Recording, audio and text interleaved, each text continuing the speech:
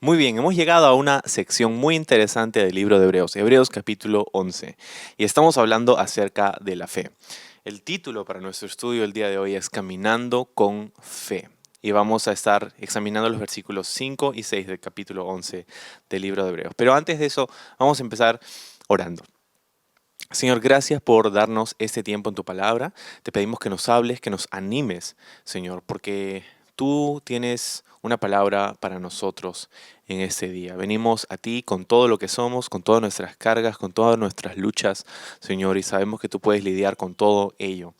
Hoy día te necesitamos, como todos los días. Así que, Señor, queremos encontrarnos contigo, incluso a través de una reunión virtual como esta. Sabemos que no hay límites para tu palabra y para tu espíritu obrando en nosotros. Gracias por ese tiempo, bendícelo en el nombre de Jesús. Amén. Muy bien, es importante que recordemos el contexto de esta carta, porque esta carta fue escrita para un grupo de cristianos que habían salido del judaísmo, para cristianos judíos, que curiosamente estaban siendo tentados con regresar al judaísmo, abandonar su fe en Jesús y regresar a las tradiciones de sus padres y a la ley de Moisés. Bueno, a este grupo de personas, el autor de Hebreos escribe esta carta para hablarles acerca de lo importante que es a lo que han llegado, a la fe en Jesús y cómo Jesús es mejor que todas esas cosas a las que ellos estaban siendo tentados a regresar, a sus tradiciones, a sus costumbres, a lo que para ellos era familiar.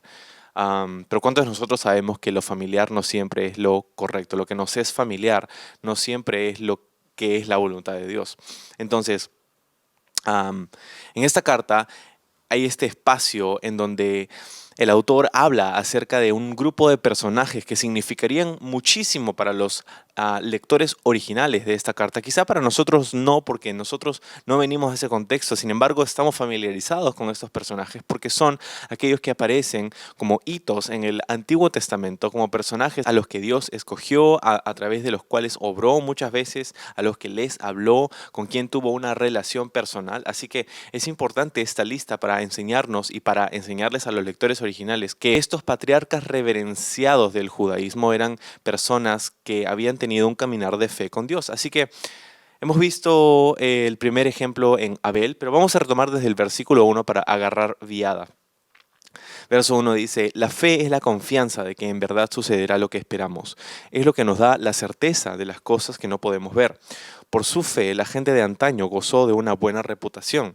Por la fe entendemos que todo el universo fue formado por orden de Dios, de modo que lo que ahora vemos no vino de cosas visibles. Fue por la fe que Abel presentó a Dios una ofrenda más aceptable que la que presentó Caín. La ofrenda de Abel demostró que era un hombre justo y Dios aprobó sus ofrendas. Aunque Abel murió hace mucho tiempo, todavía nos habla por su ejemplo de fe. Y aquí es donde llegamos a nuestro texto de hoy. 5 dice, fue por la fe que Enoc ascendió al cielo sin morir. Desapareció porque Dios se lo llevó, pues antes de ser llevado lo conocían como una persona que agradaba a Dios. De hecho, sin fe es imposible agradar a Dios. Todo el que desea acercarse a Dios debe creer que Él existe y que Él recompensa a los que lo buscan con sinceridad. ¿Sí? Entonces, el siguiente personaje en ser citado es Enoc. No sabemos mucho acerca de Enoc, pero lo que sabemos es alucinante. Hay mucho que se ha dicho acerca de Enoc afuera de la Biblia, pero como este es un estudio bíblico, vamos a quedarnos en lo que la Biblia dice de él. Y para eso tenemos que ir a Génesis capítulo 5, donde aparece este personaje. Dice, empezando en el verso 18 de Génesis 5, vivió Jared 162 años y engendró a Enoc. Y vivió Jared después de que engendró a Enoc 800 años y engendró hijos e hijas. Y fueron todos los días de Jared 962 años y murió. Vivió Enoc 65 años y engendró a Matusalén, y caminó Enoc, perdón, con Dios después de que engendró a Matusalén 300 años y engendró hijos e hijas. Y fueron todos los días de Enoc 365 años. Caminó pues Enoc con Dios y desapareció porque le llevó Dios.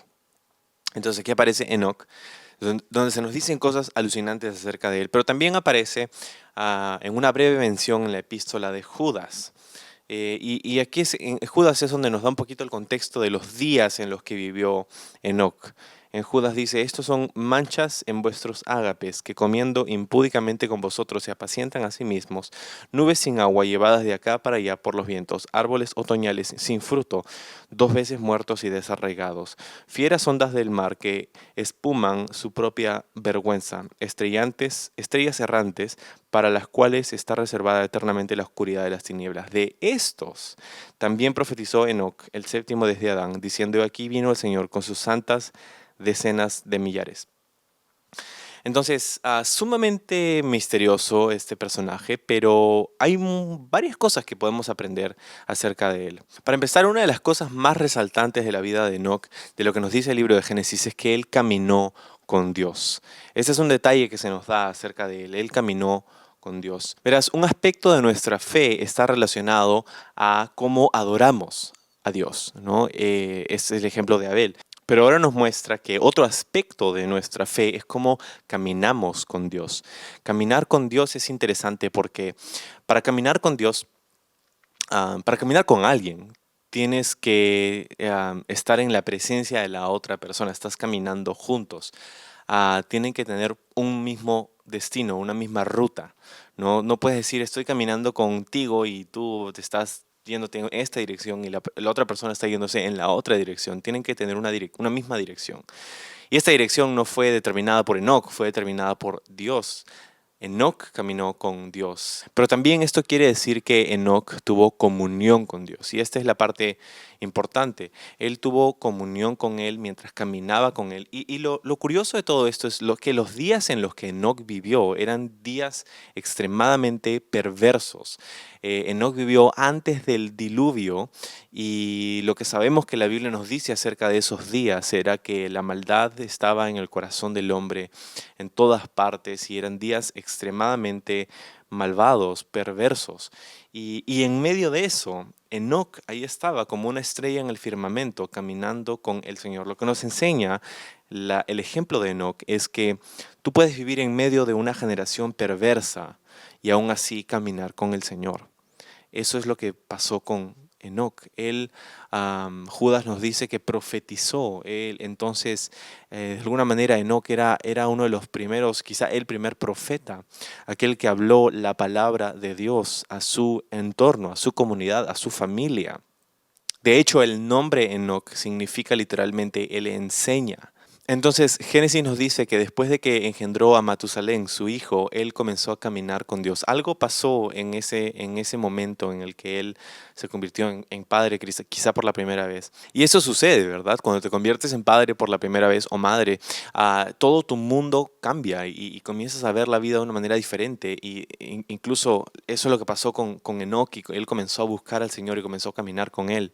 El ser padre puede y debe empujarnos a buscar al Señor por nuestros hijos para darles el ejemplo de lo que es tener una relación personal con el Señor. Entonces Enoc tiene a su hijo Matusalén y comienza a caminar con el Señor y vive por otros 300 años en los que profetizó, en los que fue de ejemplo para su comunidad. Estuvo solo, como te dije, como una estrella en el firmamento caminando con el Señor mientras todos a su alrededor quizá se burlaban de él, quizá lo insultaban. Y eso es lo que sucede, es lo que puede suceder contigo. Mientras que ponemos nuestra fe en Jesús y comenzamos a darnos cuenta que nuestra vida es suya y vivimos para Él, la gente a nuestro alrededor puede que no entienda eso y pueda comenzar a de repente burlarse de nosotros o pueda ponernos en ridículo. Eso es lo que Jesús dijo literalmente que sucedería con sus discípulos, ¿no? Porque pues cambiamos de grupo, ya no estamos yendo con la corriente, vamos en contra de la corriente del mundo porque estamos caminando con Dios. Pero una de las cosas que me parece súper importante mencionar es que en Judas nos dice que él profetizó acerca de la venida de Dios, de la venida probablemente del Mesías, es lo que encontramos aquí. Lo que él es súper curioso porque desde antes del diluvio ya estaba profetizada la venida del Mesías. Y eso es increíble. Pero me parece curioso porque fue esa esperanza, la esperanza del retorno de Cristo, pues lo que nosotros tenemos más luz que Enoc incluso, pues sabemos que está hablando acerca de la segunda venida de Cristo, pero Enoc tenía esta esperanza en el retorno de Cristo, una esperanza que fue mucho más fuerte, mucho más poderosa que la perversidad de su generación. Y eso es un ejemplo para nosotros. Esos son los días en los que vivimos nosotros, ¿verdad? Jesús, de hecho, dijo que en los últimos días sería como en los días de Noé, ¿verdad? Donde vivimos en una generación cada vez más perversa, pero en medio de ello nosotros podemos tener una relación personal con Dios. ¿Cómo?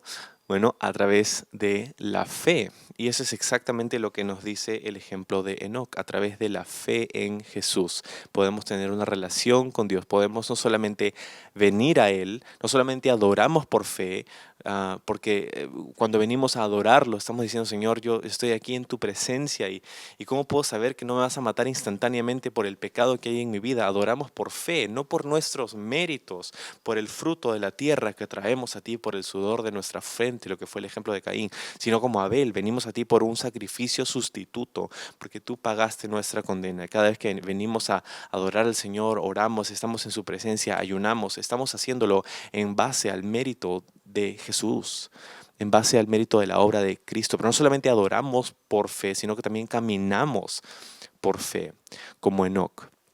Caminamos por fe con Dios, tenemos una relación personal con Dios.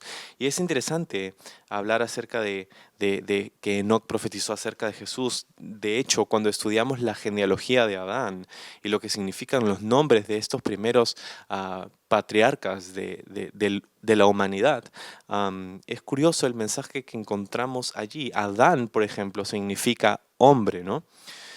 Set, el hijo de Adán, significa designado. Enos, el siguiente, significa mortal. Cainán significa sufrimiento o dolor. Mahalalel, o como sea que se pronuncie, significa el Dios bendito. Jared significa bajará. Enoc significa el que enseña.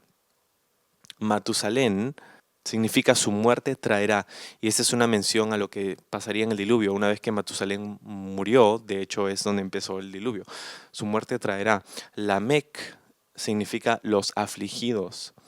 Y Noé significa consuelo o descanso. Y cuando pones todos esos nombres en una oración, en un párrafo juntos, tienes un mensaje sumamente interesante. El hombre es designado un mortal sufrimiento, pero el Dios bendito descenderá enseñando que su muerte traerá a los afligidos consuelo. ¡Wow! El Evangelio escondido ahí en las genealogías de los patriarcas, ahí en la Torá, ahí en la palabra de Dios. Entonces Enoc tuvo fe. Él tuvo fe, una esperanza de su retorno, del juicio de Dios. Enoc vivía para un mundo venidero. Vivía en el presente, pero vivía para un mundo venidero. Y lo mismo debe ser cierto de nosotros. Si nosotros pensamos que este es nuestro destino final, entonces no hay mucha esperanza para nosotros. Y no sabemos qué hacer con tanto dolor, sufrimiento, con tanta desesperación, con las crisis y la economía y la salud y todo lo que está pasando. Pero tenemos que recordar como Enoc que este no es nuestro destino final. De hecho, ¿sabes lo que pasó con Enoc? Dice que Dios se lo llevó. Dios lo raptó, podemos incluso traducir esa palabra así. Dios se lo llevó, él no murió, lo que nos dice claramente el texto aquí. Él ascendió al cielo de una manera espectacular, sobrenatural, ¿no? Y es un ejemplo pues de la iglesia, ¿no? De lo que la Biblia nos dice acerca de la iglesia. Y qué increíble que por 300 años estuvo caminando con Dios, hasta que un día Dios le dijo, bueno, ¿sabes? Estamos caminando juntos y ¿por qué en vez de irte a tu casa no mejor vienes a mi casa? ¿No? Y qué alucinante esa comunión íntima. Y esa es la comunión que tú y yo podemos tener con Dios también. A través de la fe podemos caminar con Él. Y podemos tener una esperanza de su retorno y saber que no vivimos para este mundo, que este no es nuestro destino final. Tenemos una esperanza en un mundo venidero. Y no solamente eso, sino que a través de eso, ahora podemos tener una comunión personal con Dios. Podemos caminar con Dios. Y para eso necesitamos tener un destino común de lo que acabamos de hablar, pero también podemos tener compañerismo con Él. Caminamos con Él para disfrutar su presencia, no solamente para llegar al mismo lugar, sino para poder disfrutar su compañía. Y esa es una de las cosas increíbles y hermosas acerca de caminar con un amigo, caminar con tu esposa o tu esposo. Es que lo haces no solamente para llegar a un lugar, sino que lo haces para poder disfrutar su compañía. Y eso es lo que Dios quiere que nosotros tengamos ahora, a través de la fe, no por nuestros méritos, no porque somos buenas personas, no porque somos mejor que nadie, pero porque podemos disfrutar por la fe del compañerismo, de la presencia de Dios. Eso es lo que podemos tener ahora. Y el mundo no puede ver a Dios, pero puede verlo y debe verlo en nosotros mientras nosotros caminamos con Él. Así que qué increíble el ánimo del ejemplo de Enoch y donde termina diciéndonos el autor acerca de esta persona que de hecho sin fe es imposible agradar a Dios. Que todo el que desee acercarse a Dios, dice el verso 6, debe creer que Dios existe y que Él recompensa a los que lo buscan con sinceridad. Entonces, si tenemos fe, tenemos que acercarnos a Dios sabiendo dos cosas. Número uno, que Él existe, obviamente. Y número dos, que Él recompensa a los que lo buscan con sinceridad, ¿no? Y esa es la expectativa con la que venimos a Dios. No solamente venimos a Dios así como, vamos a ver, pues no, sino que venimos a Dios con expectativas, sabiendo que Él va a suplir nuestra necesidad, sabiendo que Dios va a proveer todo lo que nuestra alma necesita. Él recompensa a los que lo buscan con sinceridad. Todos pasamos por altos y bajos, pero podemos encontrar nuestra esperanza en el Señor. Así que vamos a orar por eso justamente.